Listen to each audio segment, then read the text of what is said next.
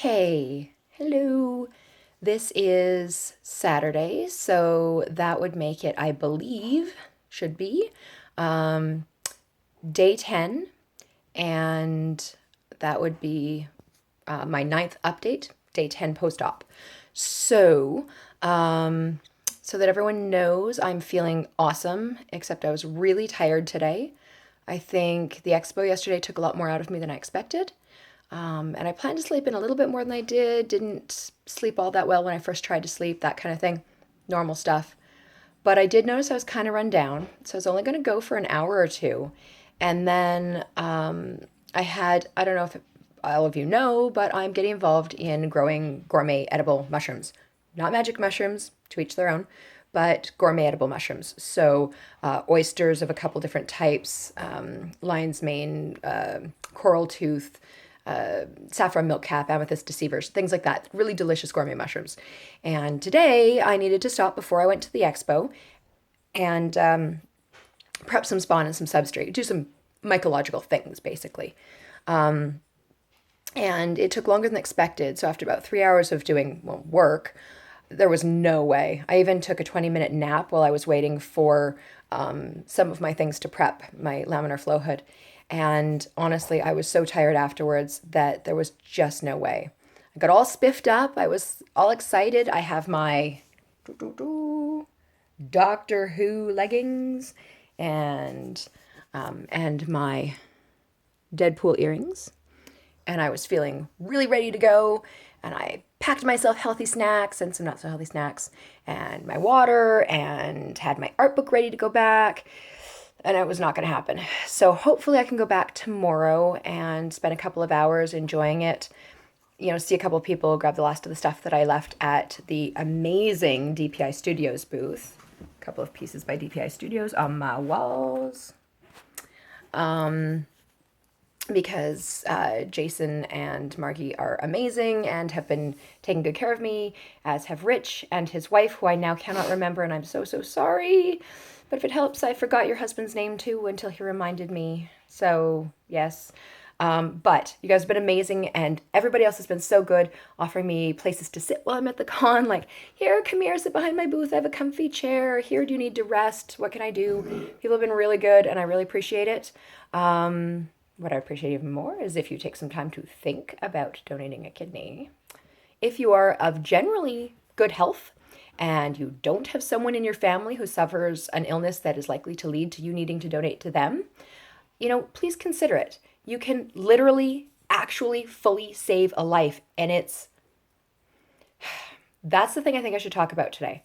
I am just now, here, I should lower my arms a little bit, get a little bit better angle for you guys. I'm only just now really processing the emotional side of it.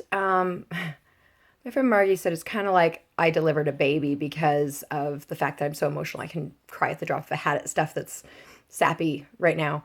I was more than ready to part with my organ. I'm not grieving a body part missing, but it was such a huge change in my life.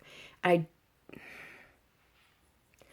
would not want to say I was taking it lightly, because I wasn't. I knew this was a major decision and it could have major impact on my body. But I was taking it lightly in that I didn't think it would change my life a great deal. And I'm finding it has. And if I think about it too much, I'm going to start crying again. I can actually feel I'm tearing up. Because I knew it would make Roxanne's life better. But I don't think that I had truly, fully processed until a couple of days ago that I was able to actually save someone's life. And it is incredibly emotional. And you know what? Even if you don't do this from a completely altruistic standpoint, do it from the selfish standpoint of how amazing it'll make you feel. Consider that, because it will.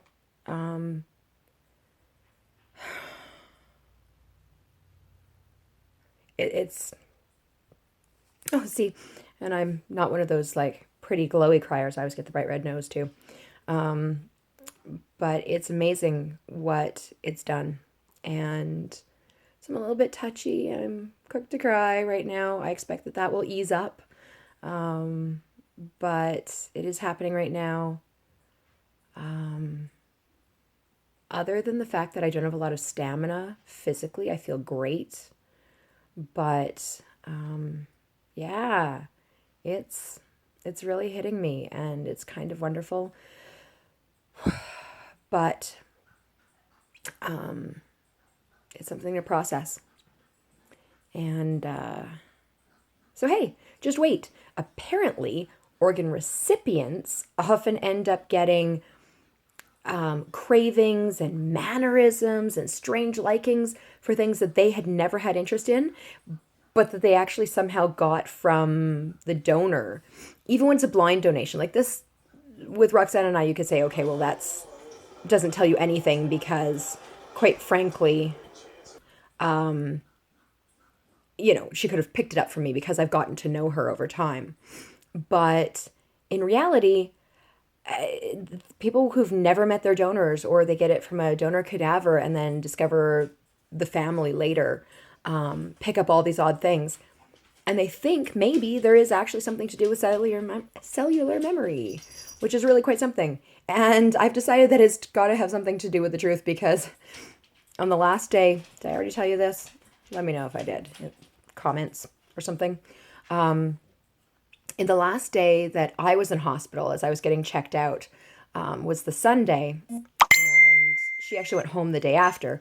But yeah, Roxanne had had a dream about going out and committing robberies, which was really strange for her and completely out of her norm. And so I joked that I'm already making her evil. For anyone who doesn't know me, I'm actually a very law-abiding citizen, but we joke that I'm evil. So maybe I'm a bad influence on her. Anyway, that's just to lighten things up because I was getting a little emotional there. Sorry. But please do check out, if you're in Canada, kidney.ca/living donor. I have a link down below, and take a look at it. At least give it a thought.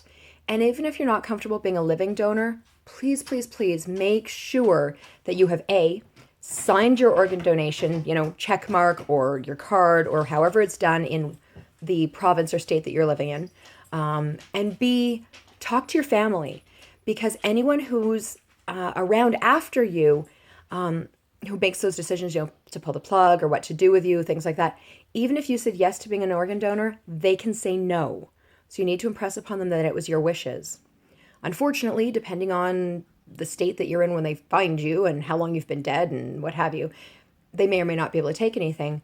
But, from your skin being able to help a burn victim to, granting eyesight to so many things, if we can help, we're not even around at that point. So what kind of ego is involved in saying, no, we must preserve our bodies? Unless you have a serious religious thing around it, which, okay. But otherwise, does that not seem like, the one final gift that you could give to the world, and it costs you nothing?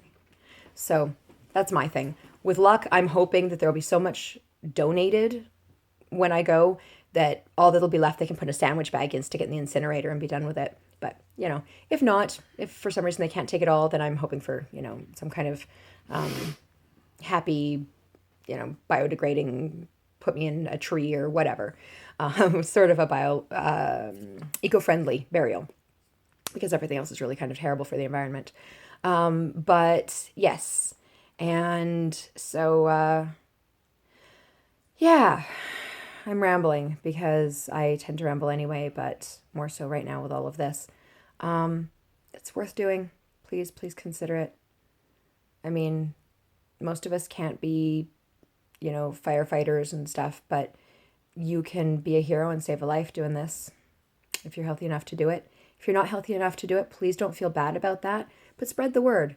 I bet you've got at least one or two healthy friends who maybe haven't even thought about it. Whatever we can do, let's do it. And, if you're not healthy overall, you might still have something that can be used in the event of your untimely or timely demise. So remember that you could still potentially be an organ donor.